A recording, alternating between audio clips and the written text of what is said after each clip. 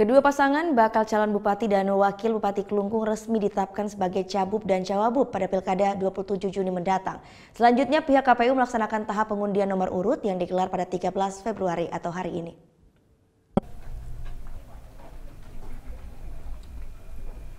Senin pagi, KPUD Kelungkung menggelar rapat pleno terkait penetapan pasangan calon bupati dan wakil bupati dalam Pilkada serentak 27 Juni mendatang. Dalam rapat tersebut, pasangan petahana Inyoman Suirta Imade Kasta atau pakai swasta serta pasangan Cokorda Bagus Oka Ketut Mandia atau paket bagia resmi ditetapkan sebagai calon bupati dan wakil bupati Kelungkung Pilkada 2018. Penetapan ini berdasarkan hasil verifikasi persyaratan kedua pasangan calon yang telah dinyatakan lengkap.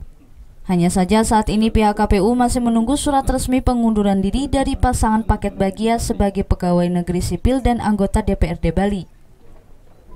Surat pengunduran diri ini harus diserahkan paling lambat 30 hari menjelang pemilihan. Ada beberapa dokumen yang memang harus disampaikan paling lambat H-30 setelah pencoblosan, tepatnya tanggal 27 Mei 2018. Itu adalah surat keputusan pemberhentian terutama untuk pasangan bagia yang merupakan pegawai negeri sipil dan anggota DPRD Provinsi Bali. Sementara kedua pasangan Cabub dan Cawabub Kelungkung mengaku telah siap menghadapi pilkada nanti. Mereka pun kini fokus menyiapkan berbagai program andalan. Karena kami harus mengikuti ritmenya apa aturan oleh KPU, tentu kami juga harus mengikuti.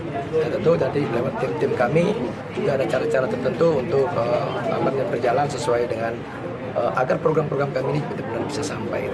Maka keyakinan itu 100% kita yakin bahwa kita akan memenangkan pertarungan artinya pilkada pada saat ini. Setelah penetapan Cabub dan Cawabub ini, selanjutnya hari ini dilaksanakan tahap pengundian nomor urut. Kemudian pada 15 Februari dilaksanakan deklarasi kampanye damai. Tim Liputan melaporkan untuk NET.